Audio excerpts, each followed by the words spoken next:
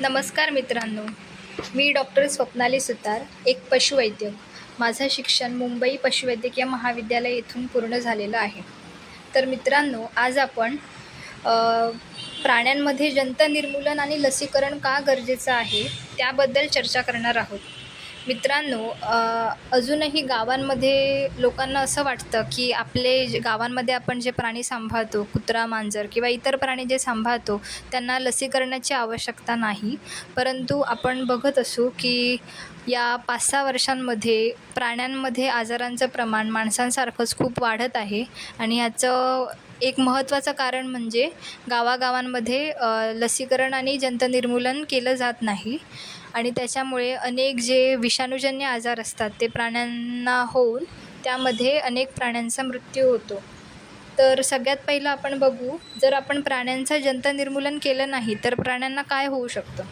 आता मुख्य म्हणजे जंत निर्मूलन आणि लसीकरण करण्यामागचा अजून एक फायदा म्हणजे की अनेक आजार प्राण्यांमध्ये जे असतात तर ते माणसांना पण होऊ शकतात. म्हणजे अनेक जंत पण प्राण्यांमधून माणसांमध्ये होतात आणि त्याच्यामधून माणसांमध्ये आजार होतात किंवा मग वेगवेगळे जे विषाणूजन्य आजार आहेत, जसं की रेबीज हा सगळ्यात मोठा विषाणूजन्य आजार आहे किंवा लेप्टोस्पायरा असेल, तर हे जे आजार आहेत तर ते ट्युबरक्युलोसिस असेल, तर हे आजार प्राण्यांमधून माणसांनासुद्धा होऊ शकतात. मग याची काळजी म्हणून आपण आपल्या प्राण्यांना जंत निर्मूलन आणि वॅक्सिनेशन म्हणजेच लसीकरण करणं गरजेचं आहे. आता जर समजा आपण जंत निर्मूलन नाही केलं तर काय होईल?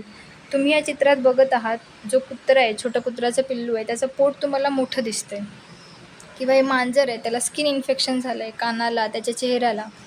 तर ज्यांच्या शरीरामध्ये म्हणजे ज्या प्राण्यांच्या शरीरामध्ये वेगवेगळ्या प्रकारचे जंत असतात, तर त्या प्राण्यांचं वजन कमी असतं. म्हणजे ते खातात, काही वेळेला त्यांना जास्त भूक लागते किंवा काही वेळेला कमी भूक लागते, पण जास्त खाऊनही त्यांच्या ते अंगाला लागत नाही. त्यांचं वजन कमी राहतं आणि त्यांचं पोट थोडं मोठं दिसतं आपल्याला. दुसरं म्हणजे असे प्राणी त्यांच्यामध्ये त्यांच्या शरीरामध्ये रक्ताची कमतरता असते, कारण जे जंत त्यांच्या शरीरात राहतात तर ते जंत या प्राण्यांच्या रक्तावरती किंवा प्राण्यांनी खाल्लेल्या अन्नावरती जगतात. त्याच्यातली पोषक द्रव्ये आहेत ती सगळी स्वतः शोषून घेतात. त्याच्यामुळे प्राण्याच्या शरीराला पोषक द्रव्ये मिळत नाहीत. दुसरं म्हणजे या प्राण्यांमध्ये केस गळण्याचं प्रमाण जास्त असतं किंवा स्किन इन्फेक्शनचं प्रमाण जास्त असतं. तसंच या प्राण्यांची रोगप्रतिकारक क्षमता कमी असते. म्हणजे हे जे प्राणी आहे ज्यांच्यामध्ये जंत जास्त लवकर म्हणजे जंत जास्त होतात, तर या प्राण्यांना वेगवेगळे आजार होऊ शकतात, कारण त्यांची रोगांविरुद्ध लढण्याची जी शक्ती आहे ती कमी असते. जंत जास्त असतील तर काही वेळेला संडासमधून किंवा उलटीमधून हे जंत पण पडू शकतात किंवा रक्त पडू शकतं. तर या सगळ्या कारणांमुळे आपल्या प्राण्याची हेल्थ किंवा प्राण्याचं आरोग्य बिघडतं आणि म्हणून आपण प्राण्यांचं वेळोवेळी जंत निर्मूलन करणं खूप गरजेचं आहे. आणि हे जंत निर्मूलन करताना आपण एखाद्या पशुवैद्यकाचा सल्ला घेणं गरजेचं आहे. दुसरं म्हणजे जर आपण लसीकरण प्राण्यांचं केलं नाही तर काय होईल? एक महत्त्वाचा मुद्दा म्हणजे लस ही अशा आजारांवरती उपलब्ध असते की ज्या आजारांवरती उपचार नाहीत म्हणून त्या आजारांवरती लस निर्माण केलेली असते. आणि म्हणूनच या आजारांविरुद्ध लढण्यासाठी प्राण्यांच्या शरीरात रोगप्रतिकारक शक्ती निर्माण व्हावी म्हणून लसीकरण केलं जातं.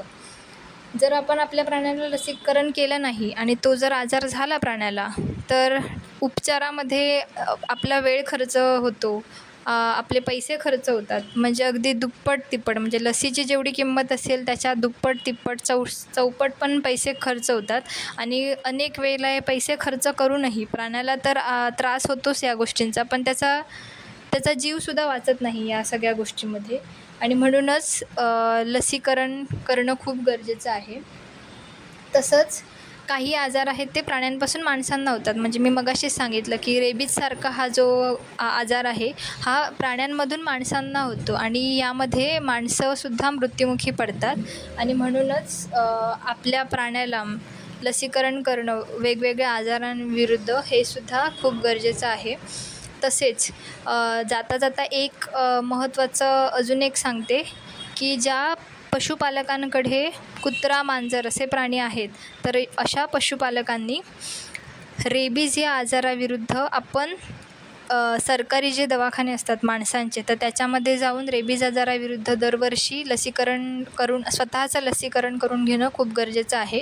कारण आपण या प्राण्यांच्या जास्त कॉन्टॅक्टमध्ये असतो आणि हे प्राणी आजार झाल्यावर लक्षणं खूप उशिरा दाखवू शकतात काही वेळेला. तर त्याच्यामुळे आपल्याला समजत नाही आपल्याला आजार झाला तर, आणि या आजारावरती उपचार नाही, आणि हा आजार झाला, रेबीजसारखा जर आजार झाला तर म्हणजे मृत्यूच होतो. आपण त्याला मृत्यूला रोखू नाही शकत, आणि म्हणून स्वतःचा आणि प्राण्याचा जीव वाचवण्यासाठी वेळोवेळी वेगवेगळ्या आजारांविरुद्ध लसीकरण आणि जंत निर्मूलन करणं, ते सुद्धा योग्य त्या पशुवैद्यकाच्या सल्ल्यानं जंत निर्मूलन लसीकरण करणं ही प्रत्येक पशुपालकाची जबाबदारी आहे. धन्यवाद.